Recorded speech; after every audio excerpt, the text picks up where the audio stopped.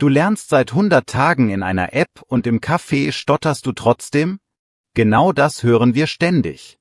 Heute zeigen wir dir, welche Deutsch-Apps in 2023 wirklich helfen und wie du sie für echte Situationen nutzt, zum Beispiel Bestellen im Café oder Smalltalk im Büro auf A2-Niveau.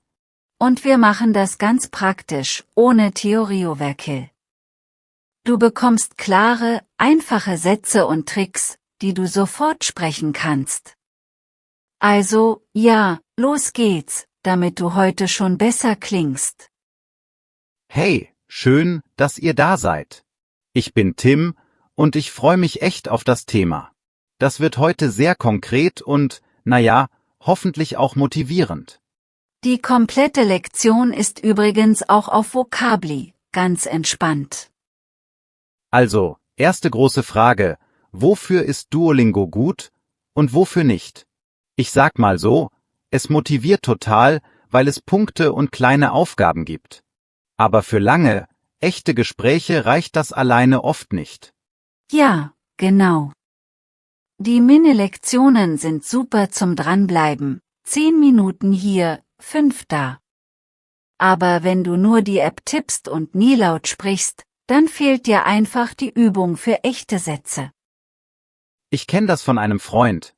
Er hat jede Übung grün, alles voll, aber beim Nachbarn sagt er nur Hallo und Tschüss.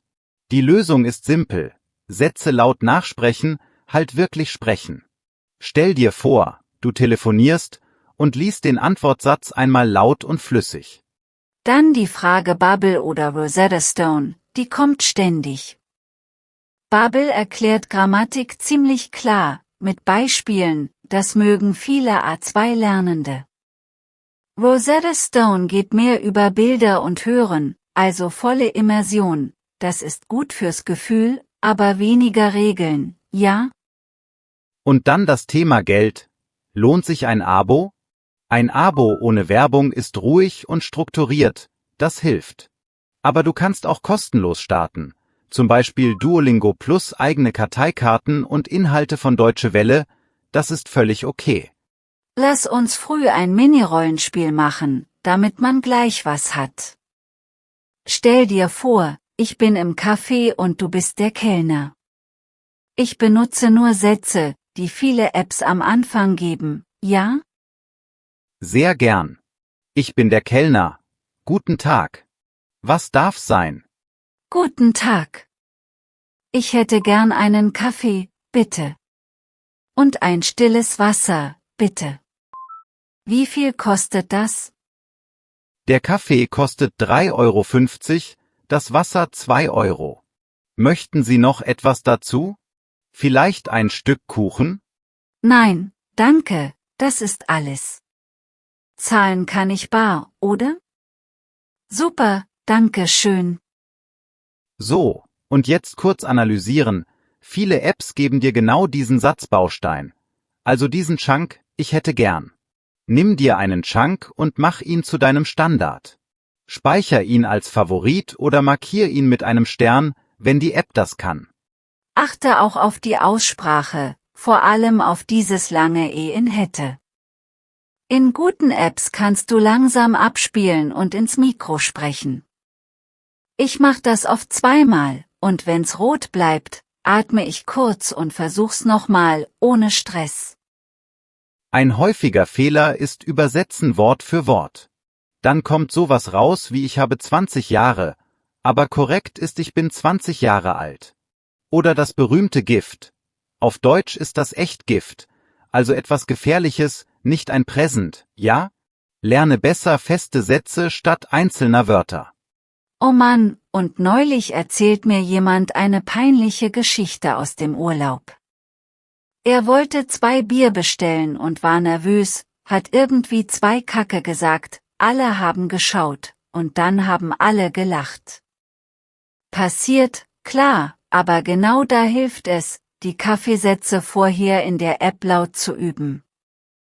Dann noch ein wichtiger Punkt, du oder sie. In vielen Apps steht beides, aber im Büro in Deutschland ist sie sicherer, außer man sagt dir klar, wir duzen hier. Du kannst auch fragen, darf ich Sie duzen? Das heißt, darf ich du sagen, höflich und nett. Für den Wortschatz liebe ich Karteikarten mit Wiederholsystem. Du kannst in Bubble oder mit Anki Wörter wie der Kühlschrank, der Löffel, die Tasse speichern. Und zu Hause klebst du kleine Zettel dran, jeden Tag siehst du das Wort, ganz nebenbei. Außerdem hilft Mischen. Beim Kochen hörst du einen kurzen deutschen Podcast und danach machst du 5 Minuten App-Übungen. Dein Gehirn verbindet die Wörter mit Geräuschen aus dem Alltag. Das ist echt stark. Und Musik. Sing einfach mit, auch wenn's schief ist. Viele Apps haben Hörübungen, und mit Songtexten bekommst du Gefühl für Rhythmus und Alltagssprache. Ich pausiere dann und spreche Zeilen nach, ganz entspannt. Kurzer Check, nur mal testen. Weißt du noch, was Karteikarten sind? Genau, kleine digitale Kärtchen mit vorne dem Wort und hinten der Bedeutung oder einem Beispielsatz. Und wie bestellst du höflich im Café? Erinnerst du dich? Ich hätte gern einen Kaffee, bitte, das ist mein Go-To-Satz. Und Karteikarten nutze ich jeden Tag 5 Minuten, dann vergesse ich Wörter nicht so schnell. Sie sind einfach und funktionieren, Punkt. Worauf achtest du bei einer App? Für mich, klare Dialoge mit Alltag, gute Aussprachefunktion, ein Wiederholsystem und Offline-Lernen. Und ich mag kurze Erklärungen zu Grammatik, nicht zu lang, so 2 Sätze, fertig. Viele erwarten schnelle Wunder, und das frustriert dann. Sprache ist wie Training, ein bisschen jeden Tag ist besser als einmal pro Woche eine Stunde. Mach dir Mini-Ziele, morgens 5 Minuten, abends 5 Minuten, das hält man leicht durch. Ich setze mir Anker im Alltag. Nach dem Zähneputzen starte ich eine Lektion und in der Bahn wiederhole ich laut lesen. Wenn ich es mal vergesse, naja, kein Drama, ich mach's einfach später am Tag. Wollen wir noch ein kurzes Bürorollenspiel machen, diesmal mit Sie? Ich bin die neue Kollegin, und du begrüßt mich, okay? Ich achte auf höfliche Formen, so wie viele Apps das zeigen. Sehr gut. Guten Morgen, Frau Müller. Wie geht es Ihnen heute? Guten Morgen. Danke, mir geht es gut. Ich freue mich auf das Team. Können Sie mir später die Website vom Projekt zeigen? Aber natürlich, sehr gern. Herzlich willkommen im Team. Sagen Sie Bescheid, wenn Sie Hilfe brauchen. Kurz erklärt, wie geht es Ihnen ist höflich, wie geht's dir ist privat. Viele Apps haben beides, und man kann das gut vergleichen. Nimm dir eine höfliche Variante für Arbeitssituationen als Standard. Zum Vergleich Bubble versus Rosetta Stone nochmal ganz knapp. Bubble gibt dir Dialoge plus kurze Grammatik, die du sofort anwenden kannst. Rosetta Stone taucht dich in Bilder und Hören. Das ist super fürs Gefühl. Such dir das, was zu deinem Kopf passt. Wenn du 0 Budget hast, kein Problem. Kombiniere eine Gratis-App für Vokabeln, Deutsche Welle für Hörtexte und vielleicht eine Sprachtausch-App für kurze Sprachnachrichten.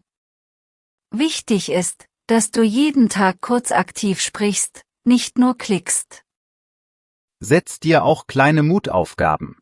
Nach 2 Wochen App-Training gehst du ins Café und bestellst laut und freundlich.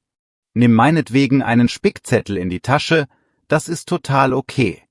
Zähl bitte nicht nur Punkte, sondern Zählsituationen. Heute, Kaffee. Morgen, nach dem Weg fragen. Diese echten Momente motivieren viel mehr als eine Zahl in der App. Für die Aussprache übe ich gern Minimalpaare, also so ähnlich klingende Wörter. Zum Beispiel schön und schon. Viele Apps haben solche Übungen, und mit dem Mikro hörst du sofort den Unterschied. Noch ein praktischer Tipp, lern lieber 10 neue Wörter pro Tag und wiederhole 20 alte. Zu viele neue Wörter machen den Kopf müde. Weniger, aber regelmäßig, das bleibt kleben. Beim Abo schau auf den Preis pro Jahr, oft so rund 50 €, und frag dich, nutze ich es wirklich? Wenn ja, super. Wenn nicht, spar dir das Geld und bleib bei kostenlos, aber konsequent.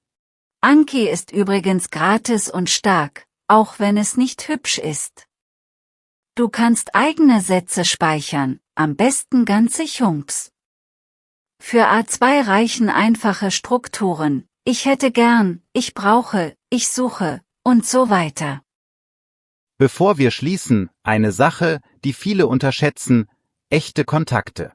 Schick einer Freundin eine Sprachnachricht auf Deutsch, auch wenn sie kurz ist. Apps sind dein Fundament, aber Sprechen baut das Haus. Jetzt sind wir neugierig. Welche App-Funktion hilft dir am meisten? Und in welcher echten Situation hat sie dir schon geholfen? Café, Büro, Supermarkt? Schreib uns das gern, wir sammeln die besten Ideen für die nächste Folge. Konkrete Beispiele sind super, so lernen alle mit. Und wie versprochen, der kleine Tipp zum Schluss. Die komplette, interaktive Lektion mit Transkript, Wortkarten und Übungen gibt's gratis auf Vocably. Link in der Beschreibung. Schau da mal rein, übe die 2 Rollenspiele von heute und speichere die Chunks. Dann hörst du dich beim nächsten Café schon viel sicherer an. Genau, mach's dir leicht und bleib freundlich zu dir selbst. Danke fürs Zuhören und viel Spaß beim Ausprobieren heute. Bis zum nächsten Mal.